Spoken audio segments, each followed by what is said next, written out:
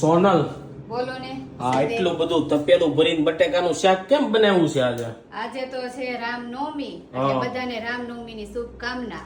તો તમારા ઘરે શું બનાવ્યું છે? અમારી ઘરે તો જો આ ખીર બનાવી છે, આ ખીર ચોખાની. બનાવી છે ઈ શક્કરિયાની છે કે ચોખાની? નહીં, ચકરિયાની નથી બનાવી, આપણે ચોખાની બનાવી દર છે. વખતે શક્કરિયાની ખીર બનાવી રામનવમીના દિવસે. આ હા. વખતે કેમ ચોખાની આ બનાવી? વખતે સકરિયા લેવા જવાનો કઈ ટાઈમ રહ્યો નથી, હમ. એટલે પછી નથી બને. આમે તો ઈ જે રહ્યા હોય ને ઈ લોકોને હોય, આપણે રામનવમી નથી રહ્યા પણ તોય આપણે બનાવી છે. તો અને જો. અહીંયા જો બટેકાનું શાક રસા વાળું.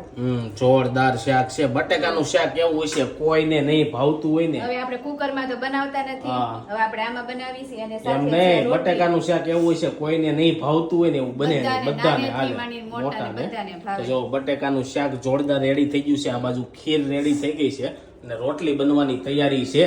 અને આપણી ઘરે તો આ બન્યું છે, તો તમારી ઘરે તમે શું બનાવ્યું છે ને કોણ રામનવમી રહ્યા છે છે કોમેન્ટમાં જય શ્રી રામ લખી દેજો. અને બધાને હેપી રામનવમી. રામનવમીની ઢેર સારી શુભકામના. અને બસ ચાલો, આજે તો છે ને જોરદાર મજા આવી જવાની છે ખીર ખાવાની. શું કેવું? હા, ખીર બટેકાનું શાક.